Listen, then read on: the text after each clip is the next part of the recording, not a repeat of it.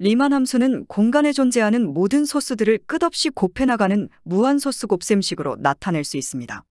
그 과정을 요약하면 다음과 같습니다. 소스는 형태를 의미하는 개념으로서 해당 형태로 곧장 변환이 가능합니다. 반면 숫자 1을 형태로 변환할 경우 점형태로 변환되어 각 분수식의 해당 형태와의 계산이 더 이상 불가능합니다. 왜냐하면 서로 다른 차원에 속한 상이한 형태 종류들끼리는 원칙적으로 계산이 불가능하기 때문입니다. 대신 숫자 1이 점형태가 아닌 실수 1이라면 실수 1은 어떤 형태로든 변환이 가능합니다. 실수는 형태의 개수를 의미하는 것이지 형태의 종류까지 한정하는 개념이 아니기 때문에 그 개수가 한 개이기만 한다면 변환되는 형태의 종류는 말 그대로 어떤 것이든 상관이 없습니다. 이에 근거해서 소스와 뺄셈하는 숫자 1을 해당 분수식의 형태 하나로 변환하면 각 분수식의 분모에 존재하는 형태의 개수는 분자의 형태 개수보다 정확히 한 개 부족하게 됩니다. 형태를 나눗셈의 단위로 계산한 결과 리만 함수는 존재하는 모든 소스들을 무한히 곱해나가는 무한소스 곱셈식이 됩니다. 여기서 곱셈식의 소스들은 모두 형태를 의미하므로 결국 실수 1을 포함한 리만 함수는 오직 형태로만 이루어진 형태식으로 전환된 것입니다. 즉, 리만 함수는 실수식을 형태식으로 변환하는 변환식입니다. 그리고 소수가 의미하는 형태는 바로 이전 단계의 형태가 정확히 해당 소수계만큼 중첩되어 완성됩니다. 이러한 형태 생성 원리에 비추어 보아 소스들을 생성 순서대로 곱셈해 나가는 것은 곧 소스의 형태 생성 과정 자체를 의미하는 것입니다. 즉, 무한소스 곱셈식은 형태 생성 과정을 나타내는 형태식입니다. 또한 공간은 최대한 빠른 속도로 결과론적인 최대 균형 상태에 도달하고자 합니다. 여기서 최대 균형 상태란 공간의 최대로 다양한 형태 종류가 최대한 많이 생성된 상태를 뜻하므로 결국 공간은 최대한 다양하면서도 많은 수의 형태들을 가장 빠른 속도로 생성하는 방향으로 움직입니다. 이러한 의미에서 형태 생성 과정을 의미하는 무한소스 곱셈식은 최대한 적은 곱셈 과정을 거쳐서 가장 큰 발산값을 도출할 것입니다. 이에 따라 형태 생성 과정을 의미하는 무한소스 곱셈식의 그래프는 사이클로이드 모양을 가집니다. 왜냐하면 사이클로이드 곡선은 목표 지점에 가장 빠른 속도로 도달하는 물체의 이동 속도를 나타내는 가장 효율적인 그래프이기 때문입니다. 사이클로이드가 최대 속도를 나타내는 가장 효율적인 그래프인 이유는 바로 사이클로이드 곡선을 이루는 좌표점의 개수가 말 그대로 무한하기 때문입니다. 즉, 좌표점의 개수가 증가할수록 시간이 가속되는 원리에 따라 좌표점의 개수가 무한에 다다를 경우 시간이 최대로 가속됨으로써 속도가 극한까지 빨라지게 되는 것입니다. 또한 사이클로이드 그래프의 XY축을 전환한 것이 원 그래프이므로 결국 사이클로이드와 원 모두 목표 지점에 가장 빨리 도달하는 물체의 이동 속도를 나타내는 동일한 속도 그래프로서 형태 생성 과정, 즉 정보 단위 압축 과정을 나타내는 그래프인 것입니다. 그래프상에서 정보 단위 압축 과정은 총 4단계로 구분됩니다. 그중 근원 소수인 플러스 1부터 마이너스 1까지의 압축 과정은 플러스 1부터 마이너스 1까지의 모든 소수들을 곱하는 소수 곱셈식으로 나타낼 수 있으며 플러스 1을 시작으로 마이너스 1까지 진행되는 정보 단위 압축의 결과물은 마이너스 1입니다. 왜냐하면 형태 생성 과정의 최종 결과물은 가장 마지막에 생성된 형태이고 따라서 형태 생성 과정을 의미하는 소수 곱셈식에서 형태 생성 과정의 최종 결과물을 의미하는 소수는 항상 가장 마지막 순서의 소수이기 때문입니다.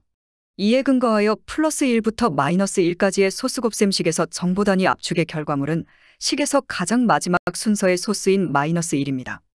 또한 생성 순서대로 소수들을 곱해나가는 소수 곱셈식은 어떤 형태가 총 몇 개의 하위 형태로 이루어져 있는지를 구하는 환산식입니다. 예를 들어 소수 11이 의미하는 형태가 총 몇 개의 소수 3 형태의 최소 형태 단위로 이루어져 있는지 알기 위해서는 소수 3부터 소수 11에 포함된 모든 소수들을 곱하면 됩니다. 계산 결과 소수 11의 형태인 11불완전 리본 파동은 소수 3 형태의 최소 형태 단위인 2축 1155개로 환산할 수 있습니다. 이는 소수가 하나의 상위 형태를 구성하는 바로 전 단계 하위 형태의 개수를 의미하기 때문에 가능한 계산 방법으로서 환산하고자 하는 상위 형태를 의미하는 소수부터 환산 결과로서의 하위 형태를 의미하는 소수에 포함된 모든 소수들을 곱한 결과는 항상 하나의 상위 형태를 구성하는 하위 형태의 최소 형태 단위 총 개수입니다. 이에 따라 플러스 1부터 마이너스 1까지의 소수 곱셈식은 소수 마이너스 1의 형태가 총 몇 개의 소수 플러스 1의 형태로 이루어져 있는지를 나타내는 환산식입니다. 그런데 플러스 1은 모든 소스들의 근원이 되는 수이기는 하나 소스가 아니기 때문에 곱셈식에서 플러스 1을 제외시키도록 합니다. 플러스 1은 계산 결과에 영향을 미치지 않기 때문에 제외시켜도 별 상관이 없습니다. 소스가 아닌 플러스 1을 곱셈식에서 제외시킨 결과 2부터 마이너스 1까지의 소스 곱셈식이 도출됩니다. 그리고 2부터 마이너스 1까지의 소스 곱셈식은 소스 마이너스 1의 형태가 총 몇 개의 소스 2 형태의 최소 형태 단위로 이루어져 있는지를 나타내는 환산식으로서 그 답은 소스 2의 형태인 이 축의 최소 형태 단위인 직선의 개수가 될 것입니다. 따라서 2부터 마이너스 1까지의 소스 곱셈식은 단위를 소스 2로 통일하여 2의 x제곱으로 나타낼 수 있습니다. 따라서 2의 x제곱의 발산값은 마이너스 1입니다. 이것이 라마누잔 수의 해석입니다. 플러스 1부터 마이너스 1까지의 곱셈식과 달리 리만 함수를 나타내는 소스 곱셈식은 플러스 1을 시작으로 공간에 존재하는 모든 소스들을 끊임없이 곱해나가는 무한 소스 곱셈식입니다. 이는 리만 함수가 나타내는 형태 생성 과정이 영원히 지속되는 영속적인 과정이기 때문입니다. 4단계의 정보 단위 압축 과정이 사실상 영원히 계속됨에 따라 각 압축 단계별로 생성되는 한 단위의 프랙탈 또한 지속적으로 생성됩니다. 그리고 프랙탈의 생성이 영속적인 과정이라는 사실에 근거해서 프랙탈 생성 과정을 나타내는 무한소스 곱셈식의 발산값은 항상 변화해야 합니다. 그러나 실제로 무한소스 곱셈식은 하나의 발산값에 수렴하게 되는데 그 이유는 바로 원이 원점을 기준으로 구분되어 있기 때문입니다. 원이 두 영역으로 구분되어 있다는 사실은 반지름과 원주율 사이의 관계식을 통해 확인할 수 있습니다. 보다시피 그래프상에서 반지름은 원점을 중심으로 한 정반대 부호의 두 영역으로 구분되어 있습니다. 이렇듯 원점에서 두 반지름 영역이 만나지 않는 이유는 원점으로부터 끊임없이 프랙탈이 생성되는 중이기 때문입니다. 원이 원점을 기준으로 분리되어 있으므로 동일한 그래프인 사이클로이드 곡선 또한 최대값을 기준으로 정확히 절반으로 분리되어 있습니다. 이제 사이클로이드 모양의 리만 함수 그래프상에서 무한소스 곱셈식이 어디를 향해 발산하는지 관찰해 봅시다. 플러스 1을 시작으로 소스 2, 3, 5, 7, 11 이렇게 차례로 생성되는 정보 단위를 따라 리만 함수 발산값은 최대값을 향하게 됩니다. 그러나 사이클로이드 곡선은 원과 마찬가지로 원점으로부터 발생하는 프랙탈 생성에 의해 최대값을 기준으로 분리되어 더 이상 나아갈 수 없습니다. 그 과정을 설명하면 다음과 같습니다. 최대값을 향하던 발산값은 원점에서 좌표점이 2배로 증식함에 따라 새로 결정된 간격만큼 뒤로 밀려납니다. 발산값이 다시 최대값을 향해 나아가지만 원점에서의 좌표점 증식으로 새로운 좌표점 간 간격만큼 다시 뒤로 밀려나게 됩니다. 이렇듯 리만 함수의 발산값은 꾸준히 최대값을 향해 나아가지만 원점에서 좌표점이 증식하는 매 순간마다 새로운 좌표점 간 간격만큼 반복적으로 밀려나게 됩니다. 결국 원점에서의 영속적인 프랙탈 생성 과정에 의해 사이클로이드 곡선을 구성하는 좌표점의 개수가 계속적으로 증가함에 따라 리만 함수는 최대값을 향해 끊임없이 도달하고자 하나 영원히 도달하지는 못하는 상태에 놓이게 되는 것입니다. 그리고 이러한 상태를 수학적으로 표현한 것이 바로 무리수입니다. 즉, 무리수는 영속적인 프랙탈 생성에 의해 전체 구조를 이루는 좌표점의 개수가 계속 증가함에 따라 전체 그래프상에서 영원히 확정되지 않고 수시로 변화하는 발산값의 위치를 의미하는 것입니다. 여기서 발산값의 위치가 변화한다는 것은 리만 함수가 향하는 목적지 자체가 변화하는 것이 아니라 그래프를 이루는 좌표점의 개수 증가에 따라 전체 그래프 내에서의 해당 위치를 표현하는 수치값이 변화하는 것을 뜻합니다. 그리고 이러한 발산값 위치 변동 현상은 자연상수와 깊은 관련이 있습니다. 자연상수는 고정된 이자율이 적용된 전체 기간을 극한까지 나누어서 얻을 수 있는 최대 복리 수익을 의미합니다. 만약 연이자율 100% 투자 상품에 1년 동안 원금 1원을 투자한다고 가정하면 정확히 1년 뒤에 원금 1원과 원금 1원에 대한 이자 1원을 더한 총 2원을 만기 수익으로 얻을 수 있을 것입니다. 여기서 만약 연이자율 100%를 고정한 채 전체 기간인 1년을 둘로 나누게 되면 한 기간당 이자율은 100%의 절반인 50%가 되고 1년 내 원금과 이자를 수령하는 횟수가 2번으로 늘어나게 됩니다. 또한 중간에 수령한 수익을 만기일 도래 전까지 이자까지 포함해서 다시 재투자한다고 가정하면 1년 후 수령하게 될 만기 수익은 기간을 나누기 전보다 더 늘어나게 될 것입니다. 수익금 계산 과정을 설명하면 다음과 같습니다. 먼저 첫 번째 만기일에 수령하는 금액은 원금 1원과 1원에 대한 이자 0.5원입니다.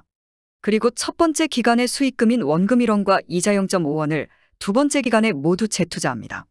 그 결과 투자 시작일부터 정확히 1년이 경과한 시점에 수령할 수 있는 만기 수익금은 원금 1원과 1원에 대한 이자 0.5원, 이에 더하여 첫 번째 만기일에 수령한 이자 수익 0.5원과 0.5원에 붙은 이자 0.25원까지 합친 2.25원이 됩니다. 보다시피 전체 기간의 이자율 100%를 고정한 채 기간을 둘로 나눈 경우에 1년 뒤 만기 수익 2.25원이 기간을 나누지 않았을 때의 만기 수익 2원보다 0.25원 더 많습니다. 그리고 기간을 나눈 횟수가 더 많아질수록 1년 뒤 수령할 만기 수익은 더 커지게 됩니다. 전체 기간을 3개의 기간으로 나누면 한 기간당 3분의 100%의 이자율이 적용되고 1년 내 3번의 정산을 받을 수 있습니다. 원금 1원을 투자한 결과 첫 번째 수령일에 원금 1원과 1원에 대한 이자 3분의 1원을 얻을 수 있으며 중간 수익금을 모두 재투자한 결과 두 번째 기간에 원금 1원과 1원에 대한 이자 3분의 1원, 그리고 이자 3분의 1원과 3분의 1원에 대한 이자 9분의 1원을 얻을 수 있습니다. 두 번째 기간 중간 수익을 전부 재투자한 결과 1년 후 원금 1원과 1원에 대한 이자 3분의 1원, 이자 3분의 1원과 3분의 1원에 대한 이자 9분의 1원이 2배, 마지막으로 이자의 이자인 9분의 1원에 9분의 1원의 이자 27분의 1원을 합한 금액을 만기 수익으로 얻을 수 있습니다. 이렇듯 기간이 더 많이 나누어질수록 1년 뒤 받을 수 있는 만기 수익은 더욱 증가하게 됩니다. 그리고 이렇게 고정된 이자율을 적용받는 전체 기간을 나누어서 만기 수익을 상승시키는 투자 기법을 복리법이라고 하며 만기 수익을 극대화하는 복리법의 비결은 바로 중간 수익의 재투자에 있습니다. 중간에 수령한 원금과 이자 수익을 반복적으로 재투자함으로써 원금뿐만 아니라 이자의 이자가 계속적으로 붙게 되고 결국 만기일에 원금 1원과 1원에 대한 이자 1원에 더해 이자에 대한 이자들까지 합쳐서 수령하게 되는 것입니다. 즉, 복리법은 고정된 전체 기간 내에서 최대한 많은 횟수의 재투자를 통해 이자의 이자까지 만기 수익에 포함시킴으로써 만기 수익을 극대화하는 투자법입니다. 기간을 더욱더 잘게 쪼갤수록 만기 수익금은 증가하게 되고 결국 기간을 나눈 횟수가 무한에 이르렀을 때의 최대 만기 수익금은 자연상수라는 무리수가 됩니다. 그리고 복리법에서의 최대 만기 수익인 자연상수는 리만 함수의 발산값과 생성원리가 같습니다. 복리식의 경우 투자 기간이 더 잘게 쪼개질수록 이자에 더 많은 이자가 붙어 만기 수익이 점점 커지게 되고 기간을 나눈 횟수가 무한에 다다랐을 때 자연상수라는 최대 만기 수익이 도출됩니다. 그리고 리만 함수의 발산값 또한 출발 지점과 도착 지점 사이의 이동거리를 무수히 쪼갠 끝에 도출된 최대 발산값이라는 점에서 자연상수와 그 생성원리가 동일합니다. 즉, 복리식과 리만 함수의 발산값 모두 전체 구조를 구성하는 프랙탈의 개수가 극한까지 증가함에 따라 도출된 최대 발산값인 것입니다. 이에 더해 만기 수익은 기간의 증가에 따라 항상 변화하는 값이기 때문에 발산값인 자연상수는 무리수입니다. 마찬가지로 리만 함수의 발산값 또한 좌표점의 개수가 증가함에 따라 그 위치가 고정되지 않고 항상 변화하기 때문에 무리수라는 사실을 유추할 수 있습니다. 이렇듯 복리식과 리만 함수 모두 끊임없이 증가하는 프랙탈에 의해 변화하는 발산값, 즉 무리수를 발산값으로 가지게 됩니다. 그런데 이상한 점은 리만 함수의 발산값이 정말로 무리수일 경우 영속적인 정보 단위의 압축 과정과 모순이 발생하게 된다는 것입니다. 앞서 언급했듯이 정보 단위의 압축 과정은 끝나지 않는 영속적인 과정입니다.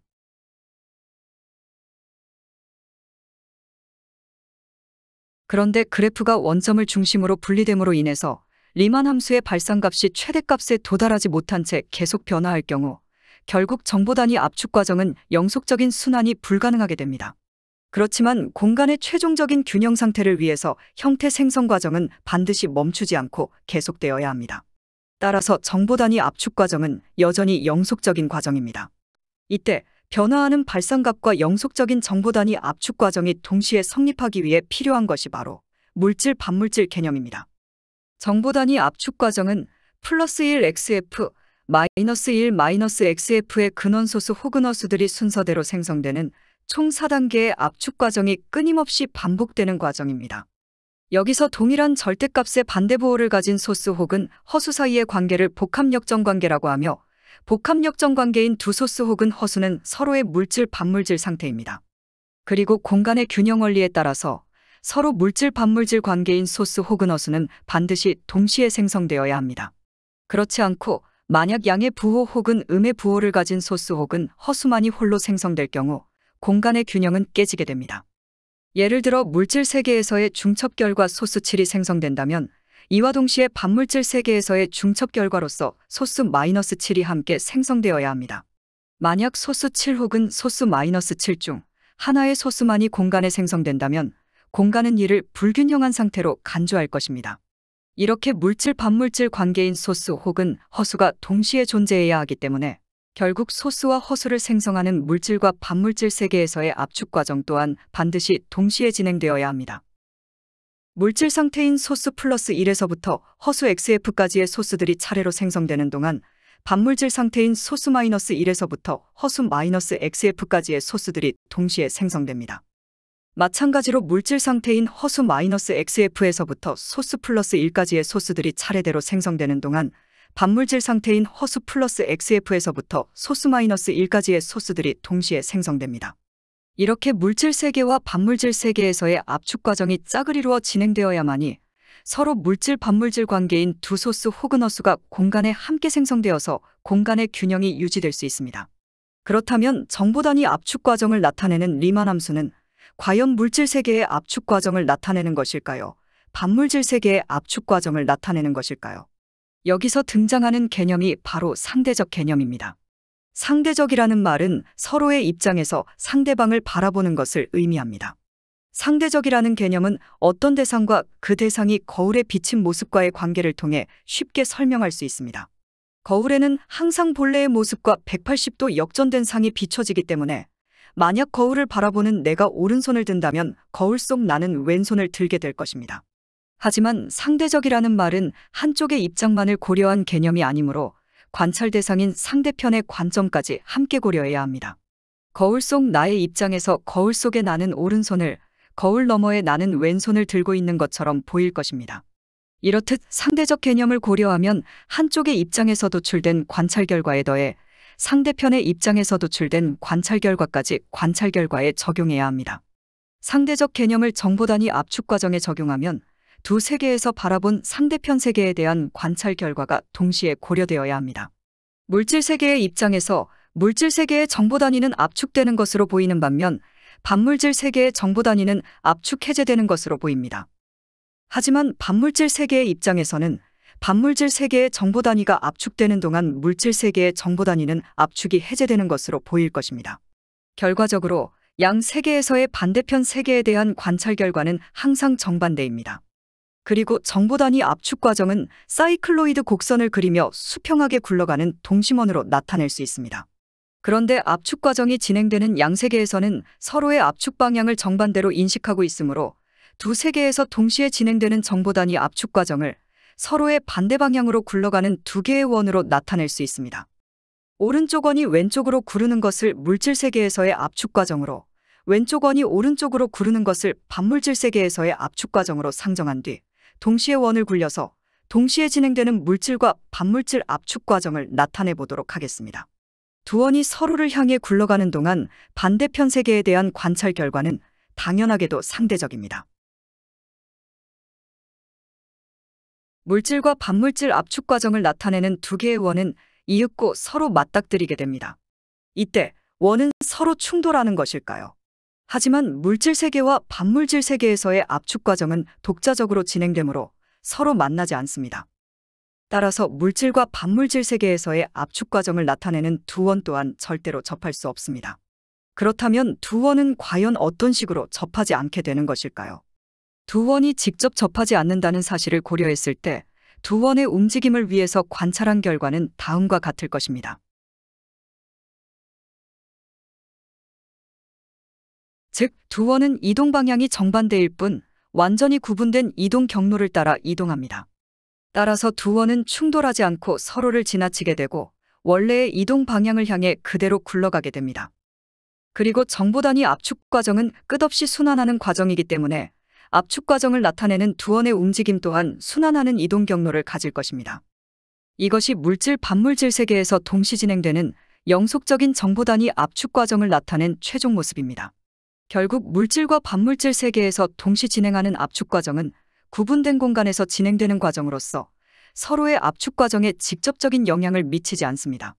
이에 따라 시점은 일치하지만 공간이 일치하지 않는 물질과 반물질 압축 과정은 독립적으로 발생하는 각각의 현상이라고 할 수 있습니다. 또한 두 현상이 독립된 현상이기 때문에 해당 현상을 나타내는 그래프 또한 따로 존재해야 합니다. 즉, 하나의 현상당 하나의 그래프가 필요합니다. 이에 근거해서 물질과 반물질 세계에서의 압축 과정은 서로 다른 그래프로 표현됩니다. 그런데 만약 동시에 발생하는 두 개의 현상을 두 개의 그래프로 나타내지 않고 하나의 그래프로 나타낸다면 어떻게 될까요? 물질과 반물질 세계에서 동시 진행되는 정보 단위 압축 과정을 하나의 그래프상에 표현한 모습은 다음과 같습니다. 이제 두 방향의 압축 흐름을 통합한 그래프를 분석해 보도록 합시다. 물질 세계의 압축 과정이 순서대로 진행되면서 최대값을 향해 나아가게 됩니다. 동시에 정반대 방향으로의 반물질 압축 과정이 최대값을 향해 진행하면서 결국 물질 세계의 압축 흐름과 반물질 세계의 압축 흐름은 더욱 가까워지게 됩니다. 하지만 물질 세계에서의 압축과 반물질 세계에서의 압축은 독립적인 과정으로서 서로 만날 수 없기 때문에 결국 두 방향의 압축 흐름은 모두 최대값에 도달하지 못합니다.